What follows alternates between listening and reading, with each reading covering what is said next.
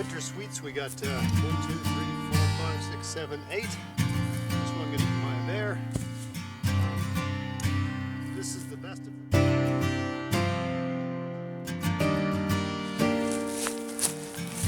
Hey, it's Greg out here with MaritimeGardening.com. It's October 1st and there's a risk of frost tonight. We've already had at least one frost, probably a light one, a pretty serious frost last week that killed all my heat-loving plants. They're all just dead. Anyway, since there's going to be another frost tonight, I'm still going to cover my tomatoes and stuff like that, but I got pumpkins all over the place, and they really, you should really pull them when, they're not growing anymore. Once there's a frost, the leaves die. The plant's sort of done in terms of supplying the pumpkin, as far as I understand it. So what I'm going to do is I'm going to pick them all, and I'm going to put them on this bed. I'm going to put a dome over the bed, so they can, and I'll sort of open the dome and close the dome. At least they'll be in one place, so they'll still be covered, but I'm going to leave them out in the sun to sort of, continue to ripen and cure for a few more days. Hopefully the dome will protect them, and then I'll bring them in after a couple more weeks, or, if it depends on, everything with the garden depends on the weather, how cold it is, how warm it is, and so on. I think it's 6 degrees Celsius tonight, with 2 degrees in low-lying areas, which means risk of frost. And when it usually says that, I usually get frost. I think there's another night where it's going to be 7 in a few days. And it's October and we're getting into really can't go a week without frost. So you're just running the risk. The whole reason you grow a winter squash is so you can put it in storage and eat them as you need them in the winter, and so that they keep. They're not going to keep if they're damaged with frost. So today's the day, and I got a little bit of light to work with here before it gets dark. The days are getting shorter, so I'm going to do, I've been at work all day, it's just a weekday, but today's the day. So let's go pick some pumpkins. So we'll start with this guy that grew this whole vine. I think this is the only pumpkin that grew on it. So we'll pick him. You want to leave about 3 inches of stem on, ideally. And you want to be as gentle as you can and resist the urge to carry them by the stem. It looks like a handle, but it isn't. The cleaner and more intact the stem is,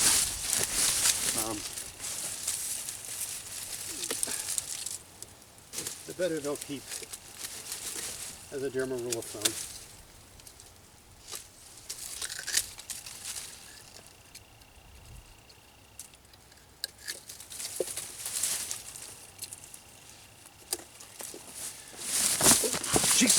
I tripped on the vine. Anyway, there's not a bad one, so we'll lay that guy over. I got a squash over here. It's going to come up. This guy.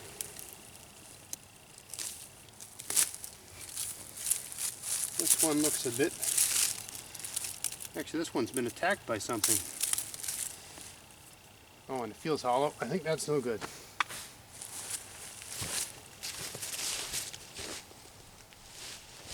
Looky that. Look at this one. An animal got at this. So, yeah, my theory that the squashes that are left out of the garden enclosure are safe. This one wasn't. I guess there's a limit to that. It's clearly something was biting at it. Maybe a porcupine, maybe a bear, I don't know. Whatever it is, it wasn't crazy about it, right? Would have ate the whole thing. Anyway, I guess they're not completely immune to herbivores, because that one's been definitely worked over. We've had a bear here. It could have been a bear. Who knows what it was. I'm just based on the tooth marks. It's like a long fang type thing from the looks of things, which is like a bear tooth. Anyway.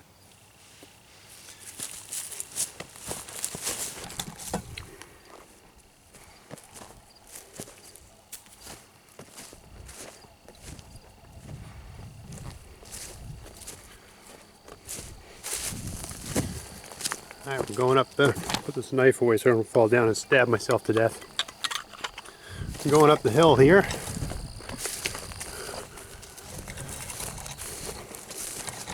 So this is above where I had all those squashes growing down in my, when I do my garden tour videos, you see me right at the beginning, that's the beginning there. So we'll see what's growing in amongst the bushes here.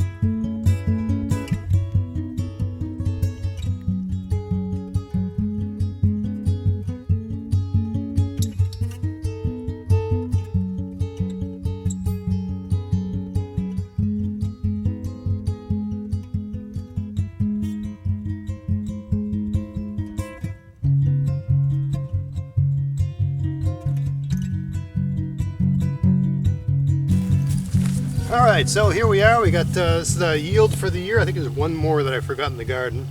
So of these winter sweets, we got 1, 2, 3, 4, 5, 6, 7, 8. This one got eaten by a bear. This is the best of them. This is the one that was grown horizontally, flat on the ground. All these other ones are grown vertically. I mean, it's not a well-controlled experiment, but generally speaking, the ones that were just allowed to sprawl on the ground seem to outperform the ones that went up the trees. I didn't set an experiment up, I just noticed that this year. So next year, maybe I'll do the experiment again and see what happens. This one's ripe. And these ones still need to ripen a bit. And to me, they just need a little bit of time, right? You got to clean these ends up here. You want to get all the sort of soft stuff off. You want to leave as much stem as you can. That's sort of the dry, woody stem. You don't want the wet, soft stuff.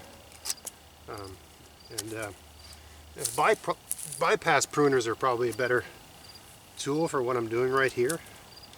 But you know, you just use whatever you got. This is a really sharp knife, so it's totally fine. Totally, as long as you know what you're doing, totally fine for the job.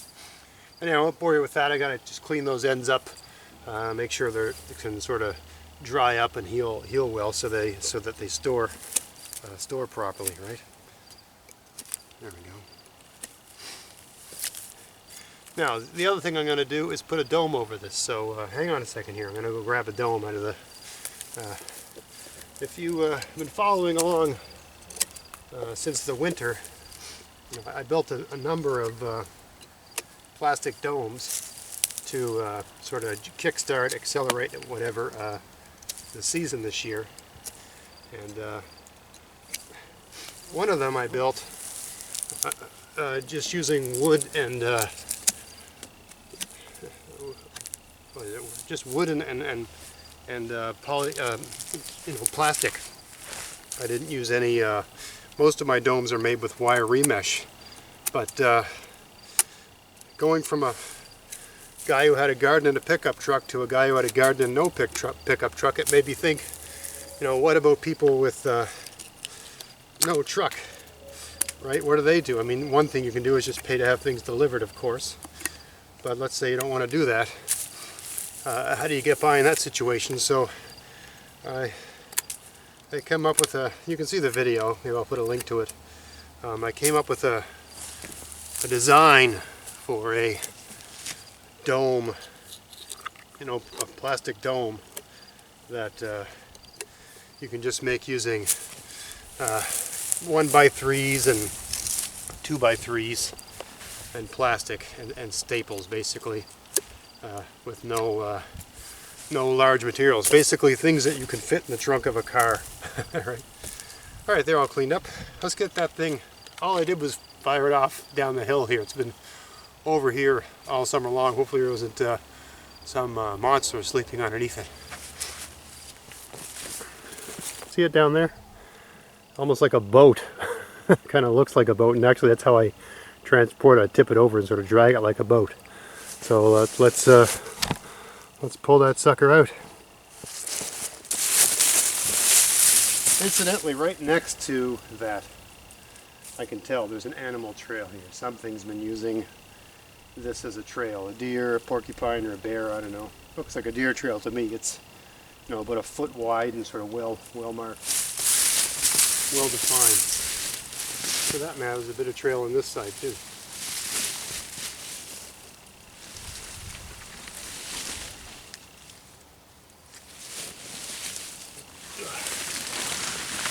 There we go, still intact anyway.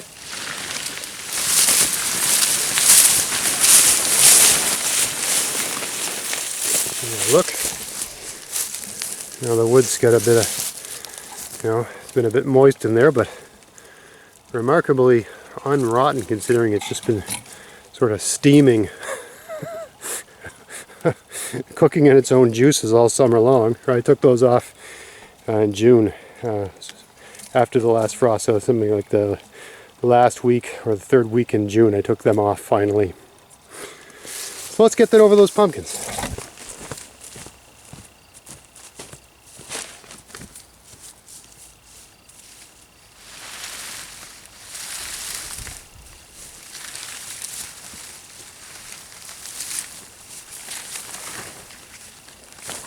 I'd say this weighs maybe, oh, it's a bit awkward, but, oh, 20 pounds, maybe 30 pounds at the most. It's not that heavy.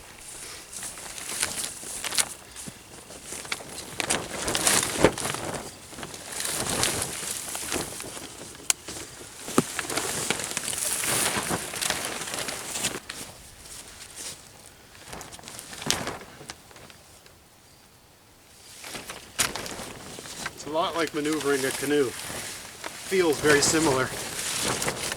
Cantilever against your body and so on. This guy's a bit close to the edge and I want to chop him off. You notice there's some hay down here, so that, you know, the air can get underneath these. They're not just sitting on dirt. There's some hay there.